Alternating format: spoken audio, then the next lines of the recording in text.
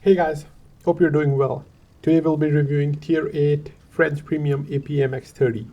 This tank is currently earnable through contract, but the contract will be ending shortly in the next 3 days. So if you're halfway through it or if you are close to finishing it, I would highly recommend to finish it, and you can obviously use XP Booster to speed up your progress.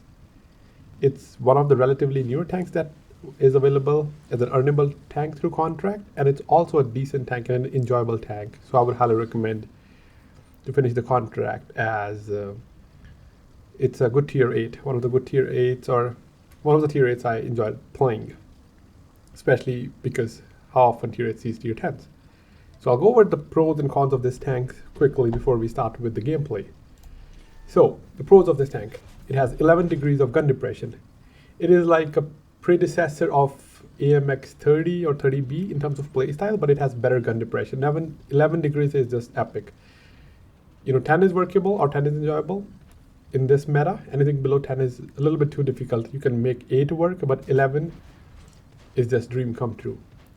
In addition to that, it still has the turret armor or mantlet armor similar to AMX 30 and 30B, but I wouldn't recommend relying it on too much because you can still get pen on the side cheeks as it's a medium. It doesn't have as good armor as the Centurions. Moving on to the next plus point, it has 100 mm of gun with 300 alpha, which is above average for tier 8.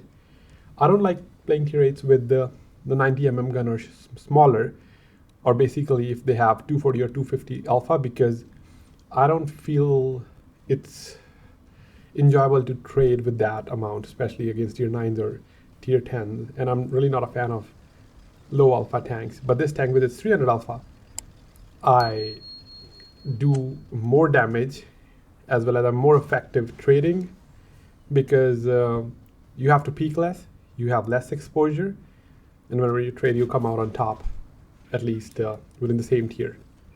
It's also very mobile. It goes up to 65, which is pretty fast. I mean, that's usually where Leopard and AMX, again, AMX 30, 30B go. So you can easily get up to that speed and maintain that speed. So getting in and out of position or taking a position early on is doable, and you can get some early farm, which is essential for getting high damage games. And then the next pro is it has premium APCR. So for heavies, I think premium heat is more usable because you are fighting other armor tanks, but with mediums you usually have the side shots or you're not fighting as much head on. So APCR, because it has higher shell velocity, I do prefer that. And this tank doesn't have much pen drop with its APCR or premium APCR. It only has 10 meters of pen drop over 500 meters compared to CDC, which has I think about 20 plus meters of pen drop. So all these 4 things makes this tank really enjoyable to play. Moving on to the cons of this tank, it doesn't have very reliable turret armor compared to Centurions. It has below average view range of 380. At tier 8, 400 meters is pretty common, but this is 380, and I am using optics to compensate for that. I mean, even if the view range was 400, I would have still gone with optics. So whenever I'm mid tier or low tier, I can at least spot enemies if I can't pen them. And then it has low hit points as well. 1250, definitely below average. The standard for tier 8 mediums I've seen, it's 1400, 1450. So you have the gun which allows you to trade better, but you don't have the HP if it comes down to that. And some standard aspects of this tank is the premium shell velocity is 1250, pretty standard for tier 8. Aim time about 2.1 seconds standard, and shell accuracy is 0.36. It's average what you usually get in tier 8, but these are not really an issues. It's just because these things can be, aim time can be improved with your build, as well as the accuracy and velocity is good enough for you to pen the weak spots most of the time. And I played about 50 battles. I'm trying to goal mark the tank, and I'll be posting that video as well. There are multiple videos I'm planning to post, so you can see how this tank plays in different maps. But overall, a contract tank that's enjoyable to play at tier 8, one of the few tier 8s that are fun to play. 100% finish your contracts and take it out for a spin. So moving on to the map. Before I go that, my crew setup is listed in description as well as the equipment, but essentially I play medium more as the support tanks or snipers. So going with the gun handling, camo and view range, so that I can outspot and get those free shots before I get spotted.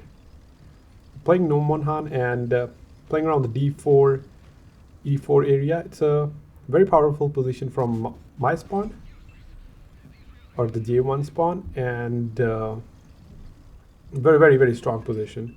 I go there no matter what medium tank I am, or even if I'm in a heavy with the gun depression. You can keep them spotted and you're relatively safe here, and that's where I went in this map as well. And you can see already at 4500 damage. That's decent for a tier 8. There's still 9 tanks remaining. I noticed that they won the 9 line, and instead of going towards our base, the enemies are coming back, so I decided to retreat so I can farm them without losing HP. However, I did make a few mistakes in this game, and I'll point those out as well. But one thing from that spot is the position I was playing, definitely recommendable position if you're not using it already.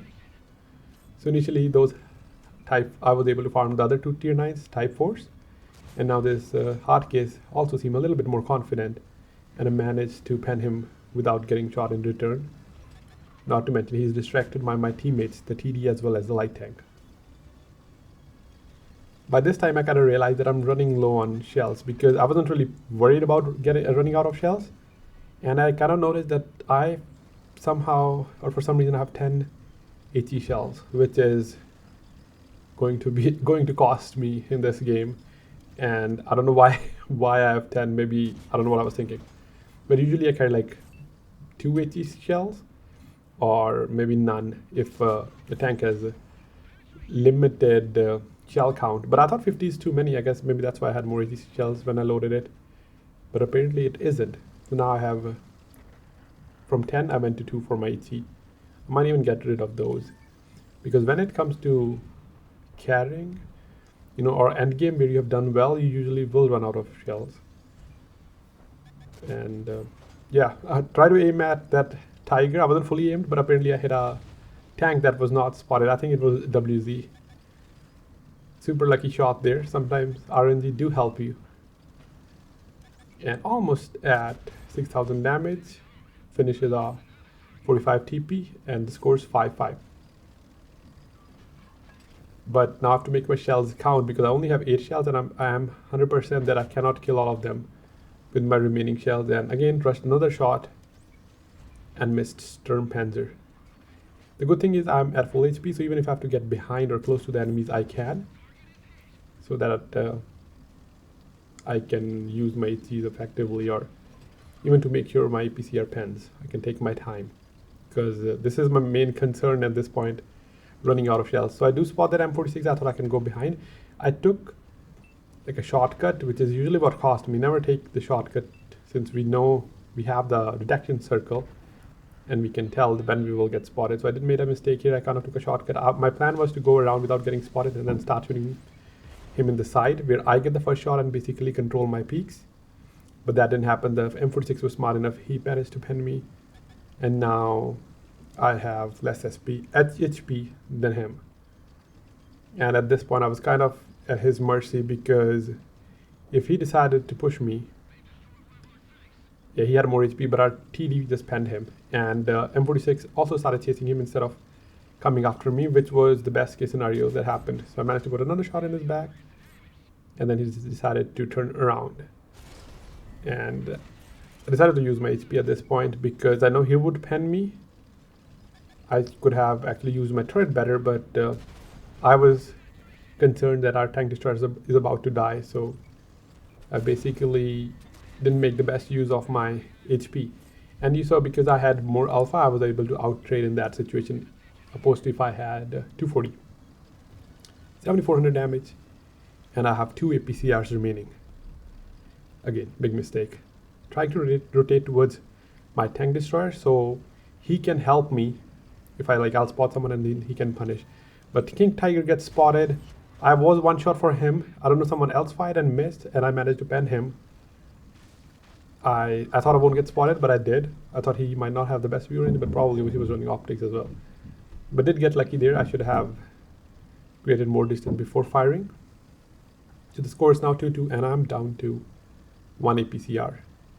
D40, D28 is holding well. He's holding a corner as opposed to rushing in. It is a fixed tank destroyer, and they can easily circle him.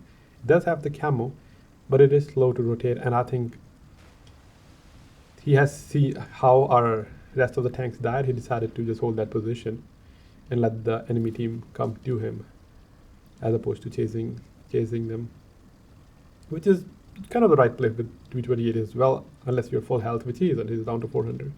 I'm trying to spot a Sturm who was around in the middle, because I did pen him once, trying to get into a position where I am the first one to spot him, and I can get him or catch him by surprise, because he is one shot. I'm not sure how much the other TD is, but since I saw in the post-game results, the shot that I penned, it was onto that tank destroyer only, but I only have one shot, so I'm not sure if that other TD took more damage or not. But trying to find any one of them and hopefully get a kill, and then use HE to finish the last tank. Sturm is rotating, gets spotted, managed to finish him off, and finally we are in a advantage position. The WZ was spotted last time at E1, so decided to go and check there, as he does have better camo and a fully equipped, I think it's the premium version that he's playing, Yazi, will outspot me like very effectively. So I was scared. I didn't want to go through the open. I wanted to go through the rocks, where when we do spot each other, we should spot at the same time, instead of him outspotting me and then killing me for free. And in this map you saw, because of what I was saying, that I managed to outtrade the same tier, I was quick to rotate around. That speed really comes in handy in big maps that are 1000 by 1000 meters or 1200 by 1200 meters. I don't think we have any map bigger than that in World War at the time. I was kind of surprised he is not at E1. So decided to check their base, or maybe I thought I'll just cap the base at this time.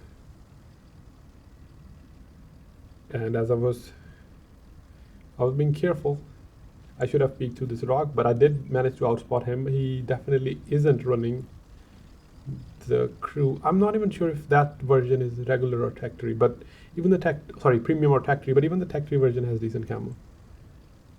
So I kind of see that he's there. I decided to put this tree in between the tank and myself, so I can outspot and don't get spotted when I fire. A very high roll for HE, 151, and at this point I thought, okay, I can kill him with HE.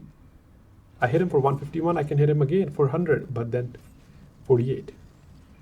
I move between each shell so that if he's tracing my shells, he fires where I am. So this time I moved backwards, so you can't predict, but at all times I'm keeping the tree in between myself and the tank for when I fire.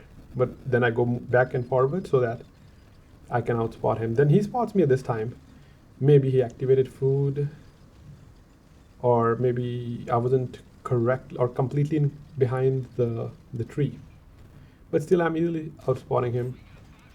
But my shells are not doing much damage, 50 or 40, which is not enough. 92, 4 shells remaining. I was hoping to, if I can kill him with the last shells and get fade-ins. However, this shell did not do any damage. I hit his superstructure and it was too strong for HE to do any damage.